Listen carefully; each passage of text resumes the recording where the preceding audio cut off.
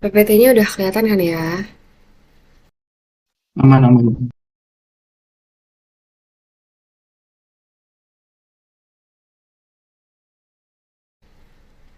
Oke, selamat malam semuanya. Sebelumnya terima kasih banyak udah mau join Zoom aku pada malam hari ini. Perkenalan dulu ya, jadi aku Rajwa Virus Putri Muftaridi dari PSPDF Country 2022 kelas beta dengan NIM sebagai berikut. Dan pada malam hari ini aku akan memberikan paparan dan presentasi mengenai kebugaran dan kesehatan jasmani. Nah, berikut outline dari presentasi yang aku lakukan malam ini.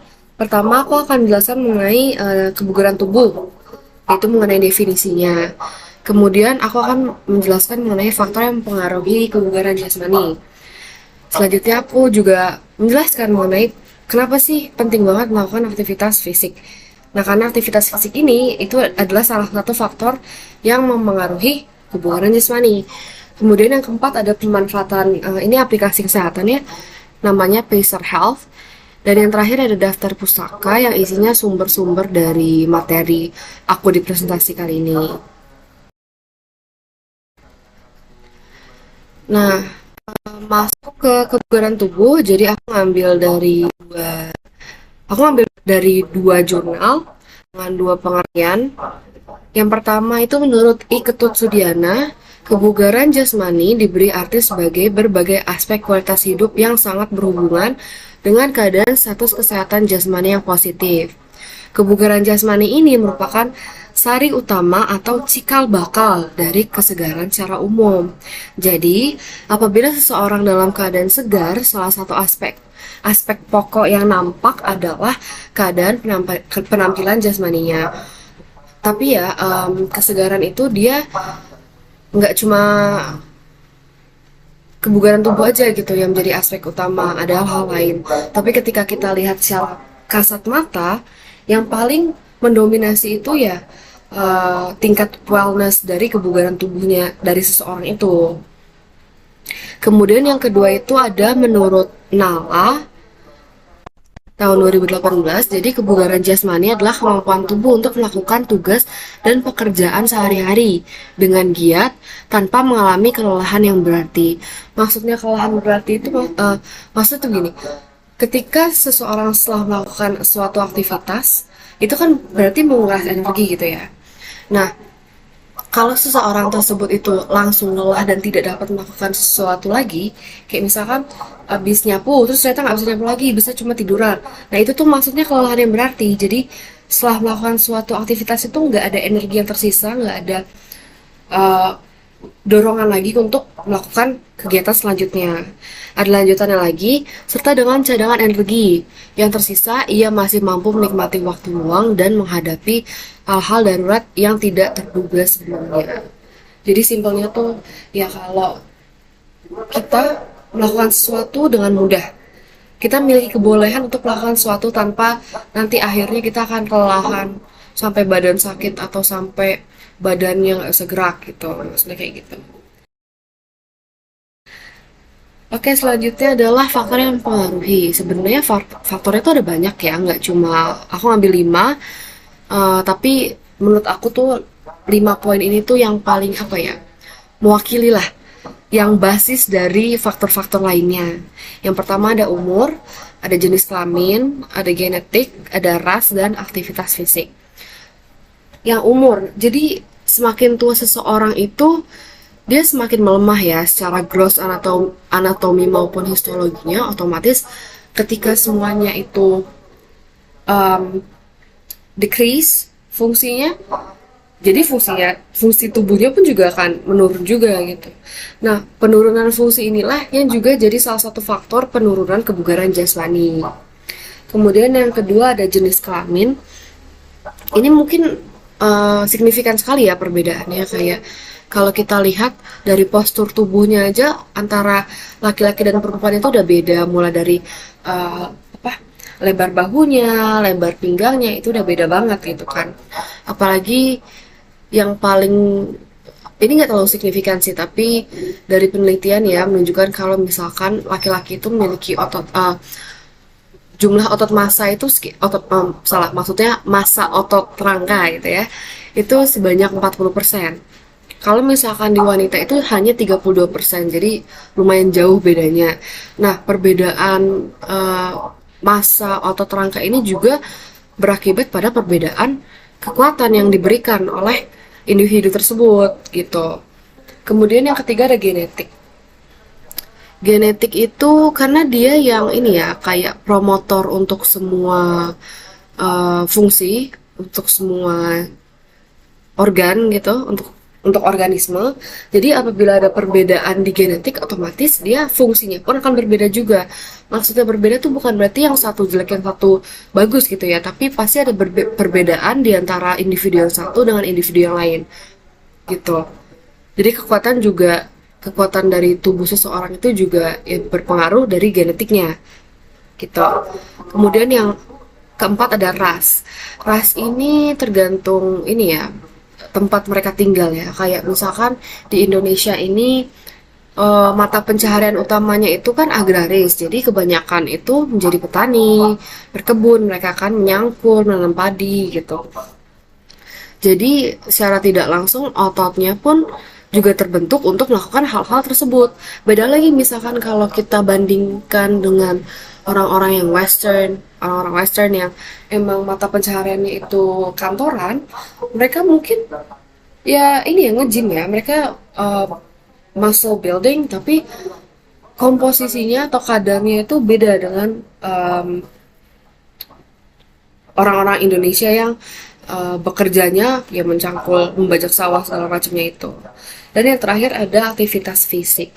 Nah, aktivitas fisik ini sama aja artinya kayak olahraga yang kalau kita misalkan lakukan secara teratur itu bagus untuk tubuh. Karena ya nanti abis ini kita akan aku jelaskan manfaat-manfaatnya ya, kenapa penting banget kebugaran apa aktivitas fisik untuk kebugaran jasmani itu.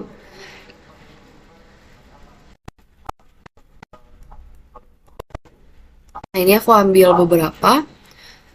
Aku ngambil sumber dari WHO, tahunnya udah lumayan lama ya 2003. Tapi ini sebenarnya nggak mencakup semuanya ya. Sebenarnya banyak banget manfaatnya, tapi menurut aku ini juga yang menjadi dasar dari manfaat yang lainnya. Karena kan fungsi tubuh itu kan saling ini ya, saling berhubungan satu sama lain. Jadi membahas satu pun bisa mencakup bagian yang lainnya gitu. Yang pertama itu ada mengurangi resiko kematian yang disebabkan oleh penyakit jantung dan stroke, terus mengurangi resiko peningkatan diabetes tipe 2, membantu untuk mengurangi dan menjaga tubuh dari hipertensi atau darah tinggi, tekanan darah tinggi, dan yang keempat membantu membentuk dan memelihara kesehatan tulang-tulang, otot-otot dan persendian. Jadi ada suatu kondisi, biasanya ini terjadi pada lansia ya. Jadi tuh otot mereka terkunci satu sama lain dan bisa karena penyakit, bisa juga karena memang karena itu ya, karena kan kalau sudah tua kan terjadi penurunan fungsi gitu ya.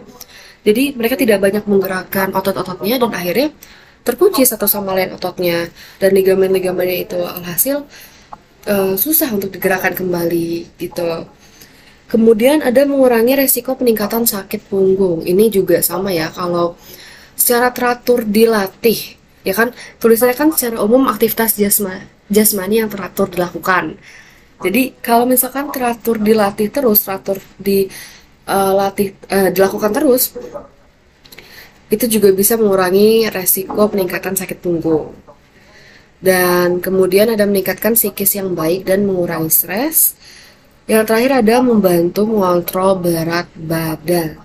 Karena kan olahraga itu kan juga membakar lemak ya. Jadi secara tidak langsung juga mengontrol kenaikan dan kalori-kalori yang kamu makan dan kamu keluarkan.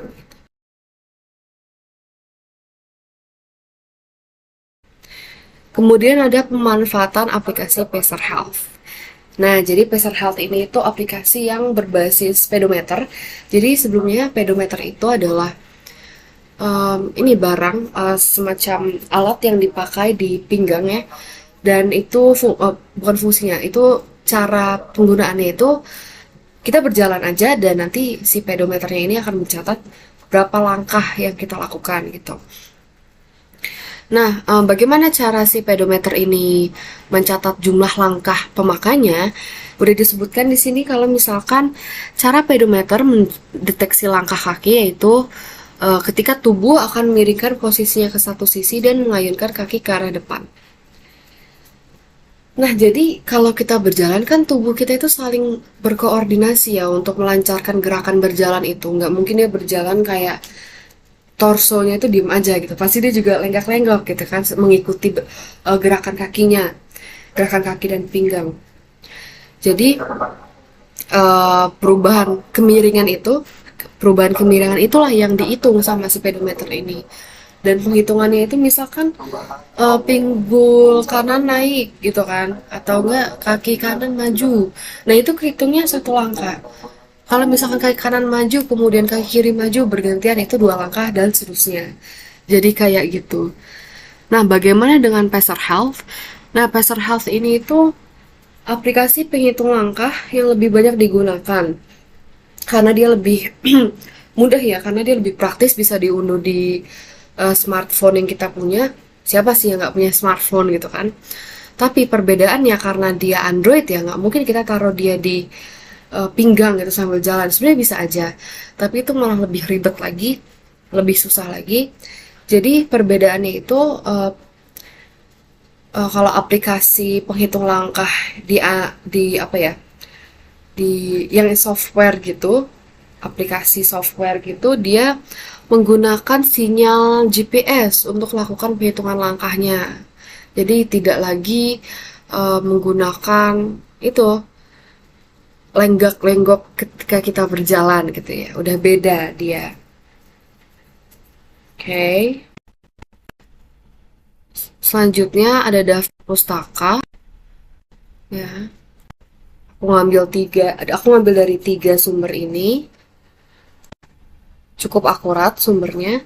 Dan kemudian aku akan menampilkan satu video juga sama mengenai kebugaran tubuh ini. Sebentar ya.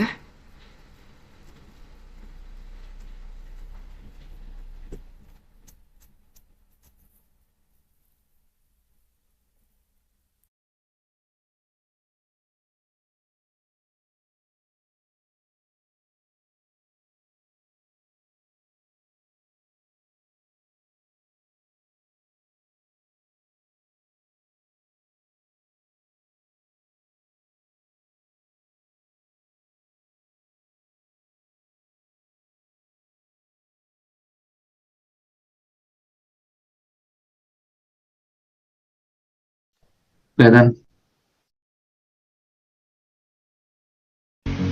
Kebugaran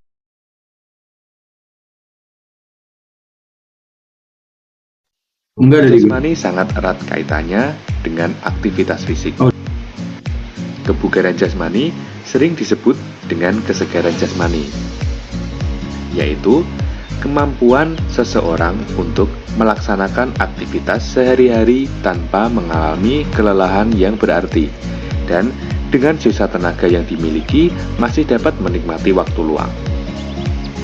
Kebugaran jasmani memiliki komponen atau unsur kebugaran yang secara umum dibagi menjadi 2, yaitu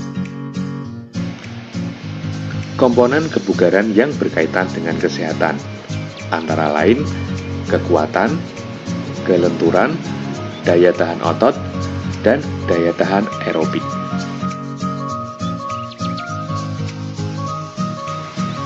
Komponen kebugaran yang berkaitan dengan keterampilan antara lain koordinasi, kelincahan, kecepatan, daya otot, keseimbangan, ketepatan, dan kecepatan reaksi.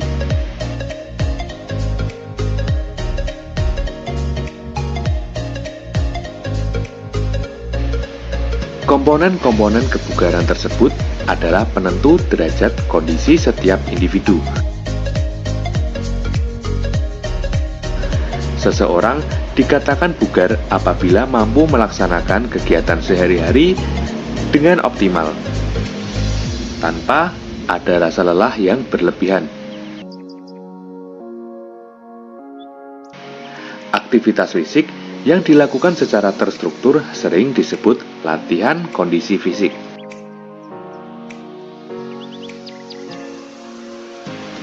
Selain dapat meningkatkan kebugaran jasmani, juga merupakan program pokok dalam pembinaan siswa untuk berprestasi dalam suatu cabang olahraga.